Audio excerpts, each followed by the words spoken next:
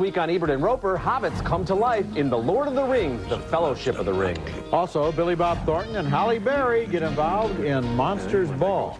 And Will Smith floats like a butterfly and stings like a bee in Ali.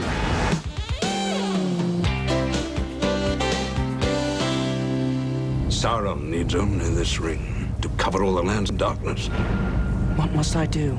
A young hobbit embarks on a journey through a magical but dangerous world in The Lord of the Rings, one of 6 holiday movies we'll review this week. I'm Roger Ebert. And I'm Richard Roeper. The Fellowship of the Ring, the first installment of the J.R.R. Tolkien trilogy, is an epic in every sense. A marvelous-looking movie with jaw-dropping sets and impressive special effects. But it repeats itself too often and drones on for nearly 3 hours. The brooding Elijah Wood of The Ice Storm and the husky Sean Astin from Rudy are curious choices to play Frodo and Samwise, who must destroy the ring that is the source of all evil in a land called Middle-earth. It's some form of Elvish. I can't read it. There are few who can. The language is that of Mordor, which I will not utter here. That's Ian McKellen as Gandalf the Grey, the good-hearted wizard who guides Frodo through his perilous quest. Viggo Mortensen is Aragorn, a.k.a. Strider. Are you frightened? Yes. Not nearly frightened enough. I know what hunts you. Frodo and his band of hobbits are relentlessly pursued by the dark ring wraiths. Frodo!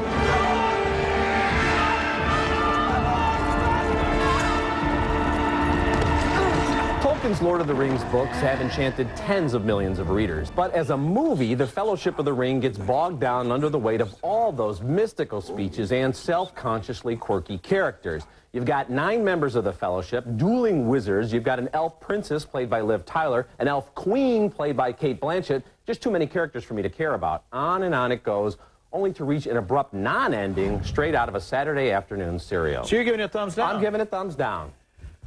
Oh, well, I like it. I think that it indicates a return by Hollywood to the kind of courage that led to great epics like Lawrence of Arabia and the Star Wars trilogy. A really out there kind of large-scale, ambitious undertaking that is too long. I agree with you. It's too long, except for the people who are going to go see it. And they won't find it to be too long. Oddly enough, well, you know what? Frodo the Hobbit ain't Lawrence of Arabia, first of all, okay? The people who have your objections to this film are not the kinds of people that will ever go to see it in the first place. The characters are getting tedious after a while. They go on one adventure after another. And this Frodo the Hobbit character who's in this little, elfin world or whatever, and he goes from one place to another, and he's wide-eyed, and he's wide-eyed. You'd think after the 15th beast or the 14th elf or the little sprite that he wouldn't be so amazed by Middle-earth. It's obviously this magical land, and they're all going after this silly little ring that makes people go, ooh, evil stuff. I would not be completely honest if I didn't say that I can understand where you're coming from. On the other hand, if you're going to start talking about The Lord of the Rings on the grounds that they're going after this silly little ring, then I think you're kind of missing the whole point of the book. And the ring is what sets the entire plot into motion. That's right, that's right. I thought it was a visually powerful epic, and I enjoyed it. But I got to say my enjoyment was tempered by a little sadness that the innocence or naivete of the original books has kind of been lost in the middle of a high-tech special effects adventure picture. One thing that bothers me is that the hobbits are the heroes of the books, but in the movie, the tall people, the men, the wizards, and the elves take the initiative and give the orders. Boromir, give the ring to Frodo. So my thumb is up for The Lord of the Rings. It's an impressive achievement, but I am a little melancholy that the movie is a violent action picture, and the books by Tolkien come from a kinder and gentler time. But Richard, at a time when Hollywood has such small visions, the purity, the ambition, the scope, the vastness of this film, those guards protecting the way down that river passage. I agree. All of that is impressive. Well done. Hey, they spent a ton of money on this movie, and you can see the money on the screen. It looks great, and the little people don't look like they're superimposed against the regular-sized people, and the giants look like giants, and all that good stuff. But Roger, it goes on forever. Okay, well, and I understand that movies, Harry Potter is part of a series, but it ends on a satisfactory note. Okay. This thing, it's like after 3 hours, and they kind of look at each other, and they almost look at the viewers and go, see you next Christmas for another big commercial movie. Well, of course, because it's a trilogy. It is a trilogy, so it doesn't end after the first book. It's going to be a $27 trilogy for people, though. I think for $9 you should get some kind of closure. I do feel for myself that Harry Potter is a better movie. Absolutely. Again, I do know that there are some people who are not true believers who we're going to say what you said about Fellowship of the Ring. But I believe in the quest. All right, fine. Okay. Our next movie is Jimmy Neutron, Boy Genius. This may not take as much heavy lifting in the critical department. It's an animated comedy from Nickelodeon, frankly aimed at grade school kids and landing right on target. The hero is a boy inventor who uses his own rocket plane to put a satellite, or is that a toaster, into orbit before breakfast. He believes his new intergalactic communicator has allowed him to receive messages from an advanced civilization. I don't care how advanced they say they are, Jimmy. If your father and I haven't met them, they're strangers. The aliens do turn up and abduct all of the parents in town. At first, the kids are overjoyed and they run amok, eating too much candy and staying awake too late. But then they miss their parents, and Jimmy tells his best pal, Carl, how they're going to rescue the grown-ups. You know, the last time we tried this, Jim, we couldn't even break free of the atmosphere. I know, but I recalculated the thrust-to-fuel ratio, and I've adjusted the engine accordingly. I can fix that. On the alien planet, they confront the kidnappers. King Goobot, with a voice by Patrick Stewart, and his lackey Ooblar, with a voice by Martin Short. You let us go, you big ball of phlegm. That's no way to talk to the king. He's the royal phlegm. Blah. Sorry, sire.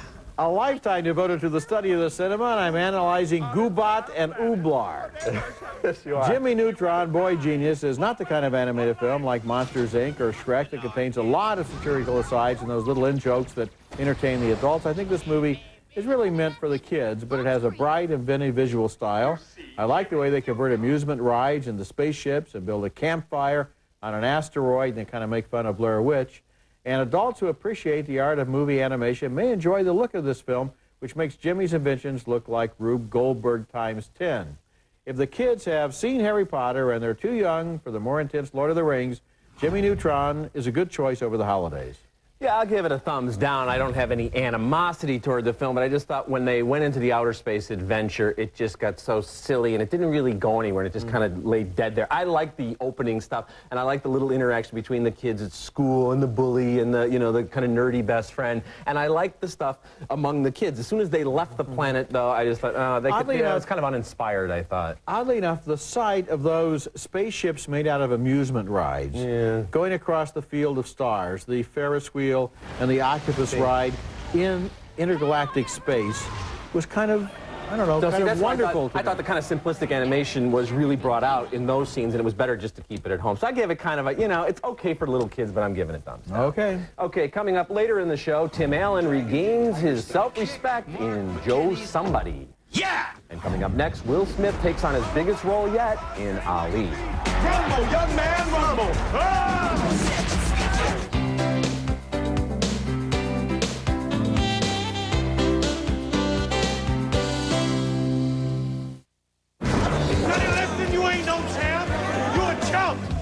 Like a butterfly, sting like a bee. Ah! Rumble, young man, rumble. That's Will Smith with the most elaborate impersonation you're ever going to see of the man formerly known as Cassius Clay in the film titled simply Ali. Smith does do a credible job of portraying the fighter during the most controversial period of his life, 1964 to 1974, but he never really embodies the spirit of Ali. I was always conscious of watching Smith trying to look, sound, act, and fight like the champ. Same thing with Jon Voight as he does his best impersonation of Howard Cosell.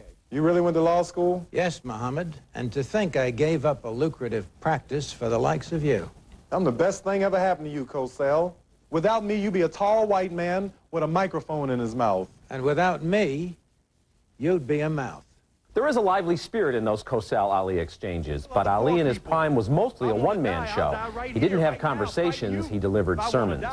You my enemy, not no Chinese, no Viet Cong, no Japanese. You my opposer when I want freedom. You my opposer when I want justice. You my opposer when I want equality. Want me to go somewhere and fight for you? You won't even stand up for me right here in America, for my rights and my religious beliefs. As cagey and media-savvy as Ali could be, he wasn't immune to the manipulations of promoters and religious advisors. His second wife lays it out for him as he trains for the George Foreman fight. Don King talks black, lives white, and thinks green. And you're defending him and Brother Herbert? Because clean-cut Muslims in a parade on the south side of Chicago ain't gonna get this done. And now they match you up against George Foreman. Do you think they give a damn if you get killed?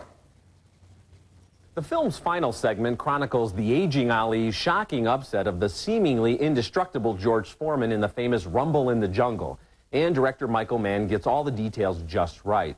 But I couldn't help compare these dramatized scenes with the real-life footage from the amazing documentary When We Were Kings. In fact, there's so much film and tape of the larger-than-life Ali available that Will Smith probably faced an insurmountable task. He's shadowboxing a legend. Ali is a faithful biopic that doesn't shy away from the man's womanizing and his up-and-down relationships with Malcolm X and Herbert Muhammad. It's good, but Ali himself was the greatest. So a reluctant, kind of mild thumbs up for this. I'm giving it a thumbs down. I thought this movie wasn't even finished. It looked to me more like a rough cut than like a finished film. And if you think Lord of the Rings is long, objectively, this movie is twice as long. It goes on and on and on. There's one scene in Zaire when he gets up in the morning to go out running, and he runs past, you know, down streets and past trees and past people, and the music plays, and it goes on and on and on until I'm thinking, you know, this is what they shot, and then when they got into the editing room, didn't they just think that maybe 30 seconds of it would be enough? And the movie is very unfocused. It's not really pulled together. It just seems like a rough draft of a film. Well, that's why I say reluctant, because it almost lost me as it went on and on. But I do think Will Smith is good, not great. But I was hoping for more from Michael Mann. I don't have a problem with the performance. I like Will Smith. I like John Voight. I like Jamie Foxx as Bundini Brown. Yeah, but Jamie Foxx is excellent. What I don't like is the movie doesn't have really doesn't have an arc. I mean, it doesn't really tell us anything about Muhammad Ali. It just really seems to be kind of murky and muddled and not really sharply focused. I like what did they want to say? De Niro played Jake LaMotta. Most people didn't remember that much about Jake LaMotta, or they didn't know exactly what he looked like. They know all and he about really Ali. took on that character in Raging Bull, and this is nowhere near that. It doesn't have the flash. It doesn't have the fire. Coming up next, prison guard Billy Bob Thornton is attracted to Halle Berry, the widow of the man he has just put to death in Monsters Ball. About time for you to get off, isn't it? And looking ahead to next week's show, we'll each pick the best films of 2001. Well, what are you standing for?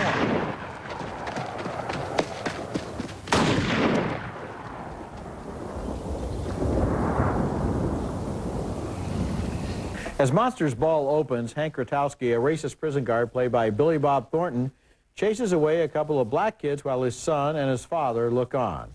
This is a sick family. Hank was abused by his father, and he abuses his son.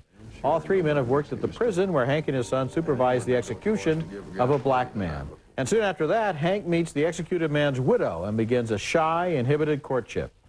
Let's just take it for a little spin.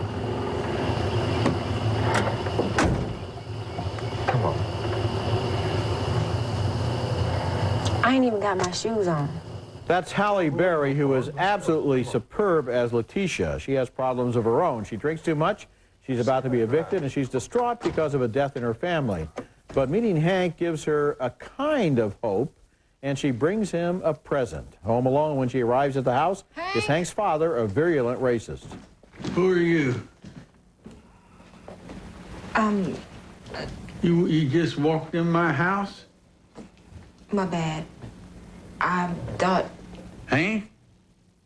You looking for Hank? Yes. Is he here? That's Peter Boyle as Buck, who insults Letitia cruelly, and she walks out deeply hurt. Now she won't talk to Hank, and he tries to apologize. I got time to talk. Well, I wish you would talk to me. I think Monsters Ball is the best film of the year. It takes its characters and brings them through dramatic arcs of change, suffering, loneliness, and need. It's not a liberal message movie about black-white relations. It's about two desperate people who, in a very practical way, have got to have one another. They need one another. Toward the end, Halle Berry makes a devastating discovery, and how she deals with that and why says as much about poverty and class in America as any movie in years. Well, you're right. Halle Berry, I think she's a revelation. She's been good in things before, but she's great here. It's an Oscar-worthy performance. And Billy Bob Thornton as well, striking in just a different tone that he did from Bandits or The Man Who Wasn't There. What a year he's had as an actor. And this is a challenging film, and it makes you think. It explores a point that a lot of people probably don't think about too much. You can be racist, but you can still be attracted to a person of another race. And that's what happens here with the Billy Bob Thornton character, and it's fascinating. And then he becomes horrified by his own father. Of course, he's a lot like his father, and of course, that's why he's so horrified, because he realized that's also him on some level. This is not their story, you know, and it's not really seen just through the eyes of one of them. It's seen through both of their eyes. These are arcs that don't intersect. They just meet at the same point through need and desperation and through, you know, the human soul that has a vacuum in it and needs something there. And that's what's fascinating. This doesn't have all the kinds of motivations you usually have, like romance or their minds meet or things like that. This is about economic determinism as well. It's wonderful, mature writing, and beautifully acted. Yes, it is. Coming up next, musicians in love face a terrible challenge in A Song for Martin.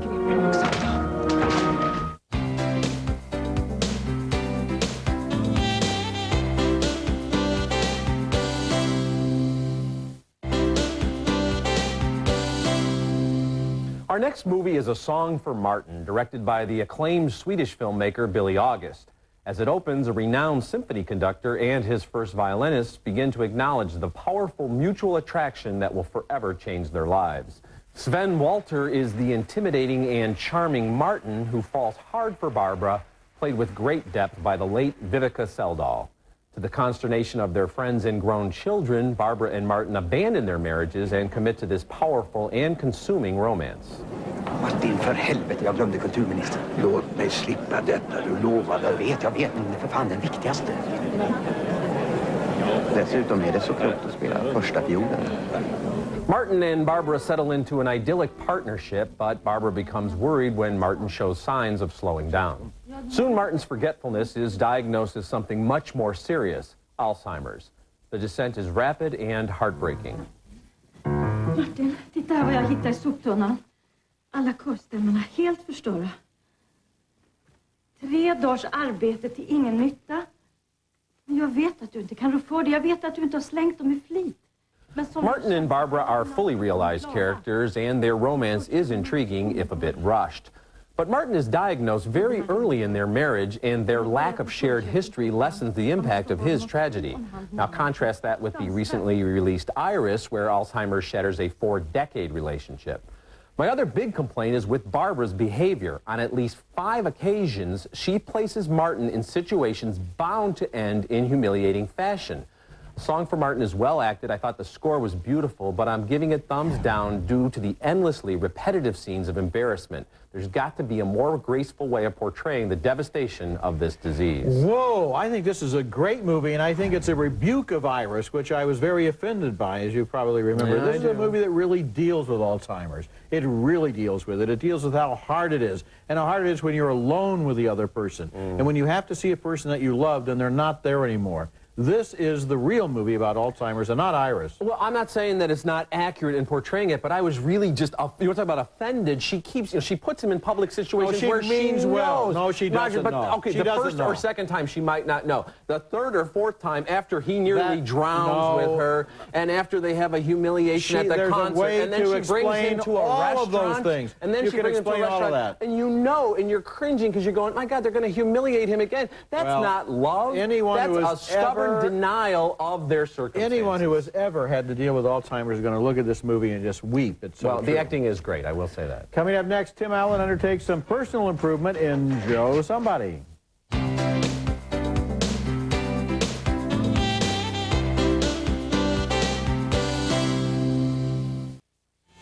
Join Ebert and Roeper's second annual Film Festival at Sea. With sneak previews of the hottest new movies, everyone becomes a film critic. Roger and Richard sail to the Bahamas at Disney's Castaway Cay, February 28th through March 3rd, aboard the Disney Wonder. Ebert and Roeper's Film Festival at Sea. Call your travel agent or 1-800-945-3806. Also opening this weekend is Joe Somebody, starring Tim Allen as a quiet pushover who's knocked over by the office bully in front of his young daughter. Demanding a rematch, he finds his own Mr. Miyagi to train him in the martial arts. What do you think? No, not good. Why not? Oh! That's why. That's Jim Belushi in a role that kids Steven Seagal. Joe Somebody is predictable, conventional, and tame. Feeling better? Yeah. And by the time it finally arrives at its positive and uplifting conclusion, we don't need to be inspired. We need to be awakened. Thumbs down. Yeah, I give it thumbs down as well. I like the Belushi character. I'd rather see a whole movie about an aging B-movie actor and forget about all the stuff with Tim Allen. Okay, recapping this week's movies, we split over The Lord of the Rings, The Fellowship of the Ring, another disagreement on Jimmy Neutron, Boy Genius, and another split vote on Ali. With two enthusiastic thumbs way up for Monsters Ball. It opens next week in New York and L.A. A big disagreement over a song for Martin is playing in L.A. for a one-week Oscar run. And finally, two thumbs down for Joe Somebody. Remember, you can hear our reviews at ebertandroper.tv and read us in print at suntimes.com. Next week, we'll be back with our annual show celebrating the year's best movies, and until then, the balcony is closed. I don't think you're going to get too many thank you notes from people who go to see Ali instead of Lord of the Rings. Oh, I think I'm going to get a lot of notes about the Lord of the Rings, but I hope I warned people away, unless you're really into the whole Hobbit thing. You want to? I was sitting there like this, hitting the side of my leg, trying to stay awake in the third hour of Lord of the Rings. Facts of Life by Lysol. Fact. It's cough and cold season. Fact. Lysol spray helps stop the spread of the cold virus. Life demands Lysol. That's a fact.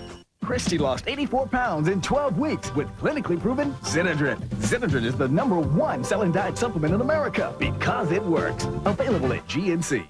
New Blistex Silk and Shine with real silk extracts. For the feeling of silk, plus a light glossy shine. Discover what your lips are missing. New Blistex Silk and Shine. Quick, do it with Quick Braid. It twists, braids automatically. Snap on the beads and get the look. Double quick. Double strand braids with Quick Braid from Conair.